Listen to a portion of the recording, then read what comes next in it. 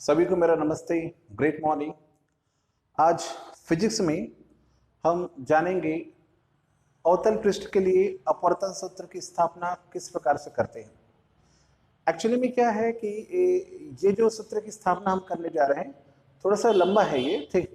तो पहले की तरह मैं इसको पॉइंट वाइज डिवाइड कर दिया हूँ, बीच बीच में बताता रहूँगा और इसमें थोड़ा सा आपको जो पिछला नॉलेज है जैसे कि 10th क्लास है वो आपको नॉलेज होना चाहिए, फिर बेहतरीन तरीके से आपको ये अपवर्तन सूत्र समझ में आ जाएगा। तो चलिए स्टार्ट करते हैं।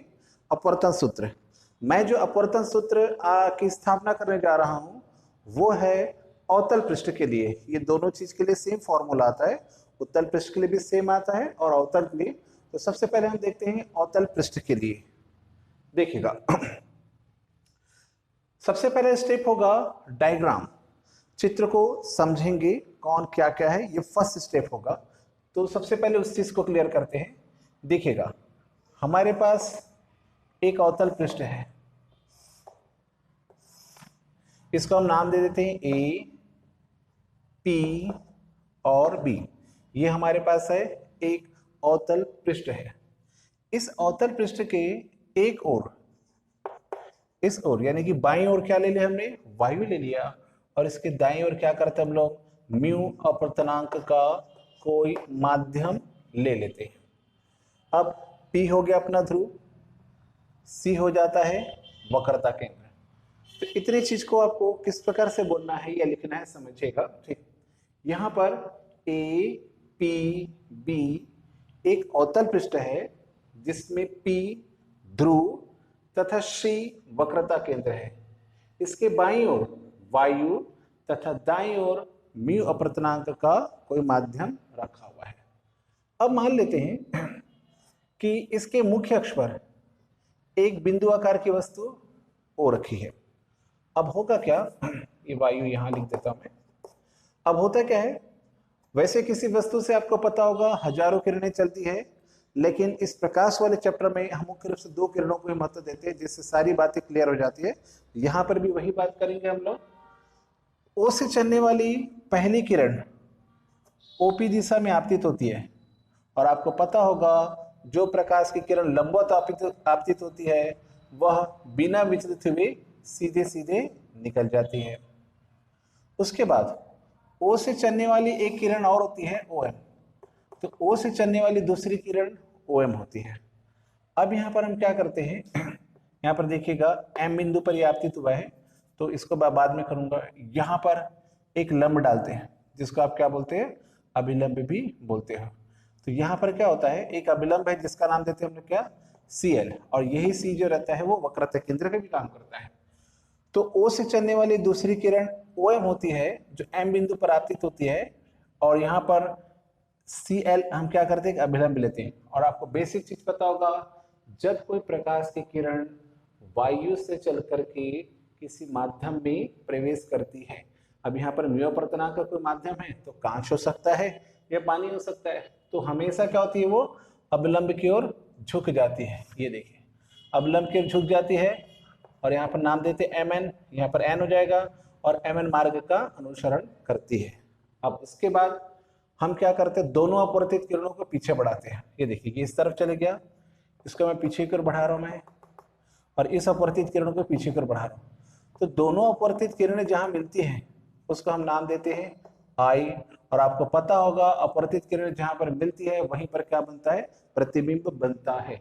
इस प्रकार से वस्तु O का आभासी प्रतिबिंब हमें I प्राप्त होता है। अगेन मैं सारी चीजों को फिर से क्लियर करना चाहूंगा, सुनिएगा। APB हमारे पास एक अवतल पृष्ठ है, P उसका ध्रुव और C वक्रता केंद्र है। इस अपवर्तन पृष्ठ के बाईं ओर हमारे पास क्या है, एक वायु है, और दाईं ओर क्या रखा है, म्यू अपवर्तनांक का कोई माध्यम है। इसके मुख्य अक्ष पर बिंदु आकार की एक वस्तु O लेते हैं। O से चलने वाली पहली किरण OP दिशा में आपतित होती है तथा अपवर्तन के पश्चात बिना विचलित हुए सीधे निकल जाती है। O से चलने वाली दूसरी किरण OM दिशा में आपतित होती है और अपवर्तन के पश्चात अभिलंब CL की ओर झुक जाती है और mn मार्ग का अनुसरण करती है। दोनों अपवर्तित किरणों को जब हम पीछे बढ़ाते हैं तो वो बिंदु I पर मिलती है। इस प्रकार से वस्तु O का आभासी प्रतिबिंब I प्राप्त होता है। उसके बाद अगर मैं इस चीज को मिटा देता हूं अभी फिलहाल के लिए, तो देखिएगा ये है आपतित किरण और ये अभिलंब। तो आपको पता होगा कि आपतित किरण और अभिलंब के बीच का कोण क्या कहलाता है? आपतन कोण कहलाता है, और इसको प्रदर्शित करते हैं हम लोग I से। उसी प्रकार से ये है अभिलंब और ये है अपवर्तित किरण। दोनों के बीच के कोण को हम बोलते हैं अपवर्तन कोण, और इसे प्रदर्शित करते हैं हम लोग स्मॉल r से। यहां पर देखिएगा एक किरण यहां पर इस प्रकार से आया हुआ था, बैक किया था हमने, तो ये तो हो गया था पूरा I। ये और ये दोनों कोण क्या है? आमने सामने के कोण है। तो इसी कारण से इसको थोड़ा बड़ा कर देता हूं मैं, ये I हो गया। तो सम्मुख कोण आपस में बराबर होते, इसलिए यहाँ पर क्या हो जाएगा, अगर ये R है अपवर्तन कोण है तो ये वाला एंगल भी आपको अपवर्तन कोण ही मिलेगा, R ही मिलने वाला है, क्योंकि सम्मुख कोण आपस में क्या होते हैं? बराबर होते हैं। नेक्स्ट बात, यहाँ तक हो जाने के बाद हम मान लेते हैं, क्या मानते हैं दोस्तों इसमें? इसे मान लेते हैं कि यहाँ पर बन रहा है अल्फा एंगल, यहाँ पर बन रहा है बीटा एंगल, और यहाँ पर बन रहा है अपने पास थीटा एंगल बन रहा है, हम ये मान लेते हैं। ये सारा का सारा पहला स्टेप हुआ थ्योरी। इस पहले स्टेप में एक थोड़ा सा काम बाकी है, हम यहाँ पर लिख लेते हैं कौन कौन क्या क्या चीज है। तो देखिएगा यहाँ सबसे पहले एंगल्स को दर्शाते हैं, I और R को दर्शाते हैं। तो जहां पर कोण बनता है उस चीज को हम क्या करते हैं? बीच में रखते हैं। तो देखिएगा OMC, यहाँ पर बन रहा है I एंगल, OMC ये बन रहा है I, जिसको हम बोलते हैं आपतन कोण। ये है आपतन कोण।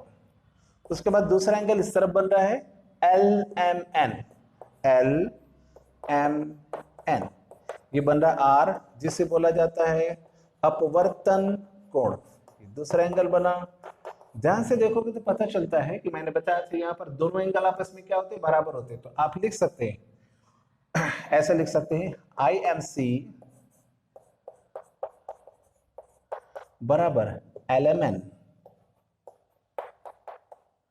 दोनों किसके बराबर है? अपवर्तन कोण R के बराबर है। क्यों बराबर है? आपको शो करना चाहिए। ये होता है सम्मुख कोण। सम्मुख कोण, सम्मुख कोण आपस में जानते हैं कि बराबर होता है। उसके बाद आपको बताना पड़ता है कि क्या क्या माना आपने। तो आपने माना है यहाँ पर अल्फा बीटा और थीटा एंगल बन रहा है, तो जहां पर बना उसके बीच में रखेगा MIC एंगल, MIC बराबर आपने माना है अल्फा। फिर दूसरा एंगल यहाँ पर माना है MOC है, ये MIC माना आपने, एंगल MIC ये माना आपने बीटा, तथा नेक्स्ट एंगल आपने माना है MCP। तो यहाँ पर एंगल MCP ये माना आपने क्या? थीटा माना है। तो मैं समझता हूं दोस्तों सबसे पहले आपको इसको इतना नाम देना चाहिए क्या कि ये फर्स्ट स्टेप है। दिमाग को यहाँ पर स्थिर कर लीजिए। सबसे पहले हमने क्या किया? डायग्राम ड्रॉ किया, उसको समझाया, ठीक। उसके बाद क्या क्या एंगल आपने माना है, ठीक, अथवा है, उस चीज को आपने डिनोट किया, दर्शाया यहाँ पर। उसके बाद सेकंड स्टेप में आपको लगाना पड़ता है स्नेल का नियम। तो फर्स्ट स्टेप में चित्र का वर्णन, दूसरे स्टेप में आपको करना पड़ेगा स्नेल का नियम। स्नेल के नियम से, तो स्नेल का नियम आपको मालूम होगा, म्यूजिकल होता है sine I upon sine R। और आपको पता होगा ये जो इस चीज का जब हम प्रैक्टिकल करते हैं तो प्राप्त होने वाला I और R एंगल है वो बहुत छोटा होता है। फिजिक्स और केमिस्ट्री का रूल है, अगर कोई चीज बहुत छोटा है तो उसे निग्लेक्ट कर दीजिए, या तो उसके बराबर कोई बड़ी राशि मान लीजिए। यहाँ पर भी साइन I और साइन R का मान बहुत कम प्राप्त होता है, तो हम उसको निग्लेक्ट कर देंगे तो पूरी तरह से खत्म हो जाएगा, तो हम उसके बराबर कोई राशि मान लेते हैं, ठीक। तो यहाँ पर देखिएगा, क्योंकि साइन I तथा साइन R का मान अत्यंत अल्प होता है, अत्यंत अल्प होता है, इसलिए हम क्या करते हैं, साइन I के बराबर थोड़ी बड़ी राशि ले लेते हैं I, तथा साइन R बराबर ले लेते हैं R। तो देखिएगा अगर मैं इसको इक्वेशन नंबर 1 नाम दूंगा तो समीकरण 1 से लेते हैं अपन लोग, समीकरण 1 से mu is equal to sine i बराबर हो जाएगा आई और साइन आर बराबर हो जाएगा आर। हम इसको क्रॉस मल्टीप्लिकेशन कर देते हैं, तिर्यक गुणा यहाँ पर, तो आई बराबर हमको फॉर्मूला प्राप्त होगा म्यू आर, इसको हम नाम दे देते हैं समीकरण 2। यहाँ पर आपका सेकंड स्टेप खत्म होता है। तो फर्स्ट स्टेप में आपको डायग्राम और डायग्राम को वर्णन, सेकंड स्टेप में आपको चलना होता है स्नेल का नियम। स्नेल के नियम के आने के बाद ये 2 स्टेप हो गए। तीसरे स्टेप में आपको ध्यान रखना पड़ता है, एक फॉर्मूला होता है कोण के लिए, कोण बराबर चाप बटे त्रिज्या, उसको हम फॉलो करते हैं। देखते हैं अब यहाँ पर इस चीज को मिटा देता हूं, अगर आपको स्क्रीनशॉट लेना है तो ले सकते हैं, चित्र की जरूरत हमको पड़ेगी। आइए देखते हैं आगे का चीज। देखिएगा इसके बाद हम क्या करते हैं, चूंकि हमने पढ़ा है छोटी क्लासेस में, कोण बराबर होता है क्या, चाप बटे त्रिज्या। ये हमारे पास फॉर्मूला होता है, पढ़ा अपन ने। कोण बराबर क्या होता है, चाप बटे त्रिज्या। तो हमारे पास ध्यान से देखोगे तो 3 आपके पास, अच्छा एक काम करते हैं हम लोग, इसके पहले थर्ड स्टेप में, तो आगे पीछे हो जाएगा। थर्ड स्टेप में क्या करते हैं, बहिष्कोण प्रमेय लेते हैं, बहिष्कोण प्रमेय से। तो एक बार यहाँ पर मैं 9th का बहिष्कोण प्रमेय बता देना चाहता हूँ, कई लोगों के साथ फंडा क्लियर नहीं होता है। तो देखिएगा, मान लीजिए हमारे पास एक त्रिभुज है, इसको आगे बढ़ाया तो देखने पर पता चलता है कि बाहर में कोण बन रहा है, इसी कारण से इसको क्या नाम दिया जाता है, बहिष्कोण नाम दिया जाता है। बहिष्कोण प्रमेय क्या बोलता है, मान लीजिए यहाँ पर 30 एंगल बन रहा है और यहाँ पर 70 डिग्री का एंगल बन रहा है, तो यहाँ पर बाहर जो एंगल बनेगा वो दोनों का योग होता है, यहाँ पर बनने वाला है 100। और इसको प्रमेय क्या बोलता है, बहिष्कोण का जो मान होता है वह सुदूर, मतलब अपने पास वाले एंगल से दूर। तो बहिष्कोण का जो मान होता है वह सुदूर कोणों के योगफल के बराबर होता है। फिर से सुनिएगा, बहिष्कोण का मान जो रहता है वह सुदूर अंतः कोणों के योगफल के बराबर होता है। तो अपने से जो दूर एंगल बनेगा उन दोनों एंगल का योग कर दीजिए, वहां पर जो प्राप्त होगा वो बहिष्कोण का मान प्राप्त होगा। तो यहां पर भी हम क्या करेंगे, बहिष्कोण प्रमेय लगाएंगे। देखिएगा 2 त्रिभुज लेते हैं अपन लोग, एक त्रिभुज लेते हैं ओएमसी में, ओएमसी में त्रिभुज ओएमसी में हम बहिष्कोण प्रमेय लगाते हैं। तो ध्यान से देखिएगा डायग्राम को, ओएमसी, क्योंकि यहाँ पर देखिए थोड़ा सा लेंथी दिखाई दे रहा होगा आपको, मैं इसको अलग से ड्रॉ करके दिखाता हूँ। ओएमसी में जिसको हमको देखना है, ये कुछ इस तरीके से बना हुआ है। यहाँ पर देखिएगा ये एम है और यहाँ पर ओ है और ये रहा सी। अगर आप देखेंगे तो यहाँ पर आपको मिलेगा अल्फा एंगल मिलेगा और ये एंगल आपको मिल रहा है क्या, आई, और यहाँ पर आपको दिखाई दे रहा है बाहर में ये थीटा एंगल। तो चूंकि ये बाहर में बन रहा है, इसी कारण से ये बहिष्कोण हो जाएगा। तो इस एंगल में आप लगाएंगे तो थीटा बराबर क्या हो जाएगा, बहिष्कोण का मान सुदूर अंतः कोणों के योगफल के बराबर होता है, इन दोनों के योगफल के बराबर हो जाएगा। तो थीटा बराबर प्राप्त होगा आई प्लस अल्फा। मुझे यहाँ पर आई बराबर चाहिए, तो आई जो रहेगा यहीं पर रहेगा, ये रहा थीटा, ये भाग पक्षांतर हो जाएगा, तो आपको आई बराबर प्राप्त होगा थीटा माइनस अल्फा।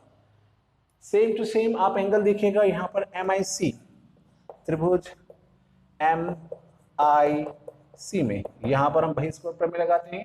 तो इस एंगल को देखिएगा MIC, तो इसको समझ लेता हूं मैं, आई समझ लेता हूं, ठीक। तो यहाँ पर देखेंगे, यहाँ पर बनने वाला एंगल है बीटा आई के पास, तो मैंने ले लिया बीटा, और MIC बोल रहा हूं तो देखिए यहाँ तक बस आ रहा है, मतलब कौन सा एंगल लेना पड़ रहा है मुझे, आर एंगल लेना पड़ रहा है, और सी तो थीटा है ही। फिर से यहाँ पर देखिएगा तो थीटा बराबर क्या प्राप्त हो जाएगा, फिर से बहिष्कोण यहाँ पर बढ़ता है, थीटा बराबर प्राप्त हो जाएगा आर प्लस बीटा। तो आर प्लस बीटा, मुझे इस फॉर्मूले में आर के बराबर चाहिए, तो मैं क्या करूंगा, ये रहा थीटा, इसको पक्षांतर कर दूंगा, ये हो जाएगा बीटा, मेरे पास प्राप्त हो जाएगा आर के लिए फॉर्मूला प्राप्त होगा थीटा माइनस बीटा। अब हम क्या करेंगे, इन दोनों के वैल्यूज को, ये जो आपने समीकरण निकाला है वहां पर रख देते हैं, इसको मिटा देता हूं, इसकी जरूरत नहीं है अपने पास। तो हम करते हैं समीकरण 2 से, तो समीकरण 2 अगेन फिर लिख लेता हूं मैं, I इज इक्वल टू अपने पास क्या है म्यू आर। तो हम क्या करते हैं, इन एंगल्स को रखते हैं। आई का वैल्यू आप देख रहे होगे थीटा माइनस अल्फा, तो ये रहा theta minus alpha is equal to mu, यहाँ पर लिखा है आर का वैल्यू आपके पास आया हुआ है थीटा माइनस बीटा।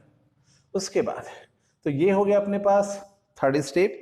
फिर से रिपीट करूं मैं, फर्स्ट स्टेप में आपने जाना था डायग्राम का वर्णन, दूसरे स्टेप में आपने लिया स्नेल का नियम, और थर्ड स्टेप में आपने काम किया बहिष्कोण प्रमेय। उसके बाद लास्ट और फोर्थ स्टेप हम समझते हैं, वो है कोण बराबर जो फॉर्मूला मैंने लिखा था थोड़ी देर पहले, चाप बटे त्रिज्या, उसका उपयोग करना है। तो यहां पर हम इसको नाम दे सकते हैं इक्वेशन नंबर 3। अब देखते हैं, छोटी क्लास के फॉर्मूला आपको याद होगा, क्योंकि हमारे पास सूत्र होता है कोण बराबर चाप बटे त्रिज्या, तो इस चीज का हम प्रयोग करेंगे। तो यहां पर देखेंगे आपके पास 3 कोण बन रहा है, अल्फा, बीटा और थीटा।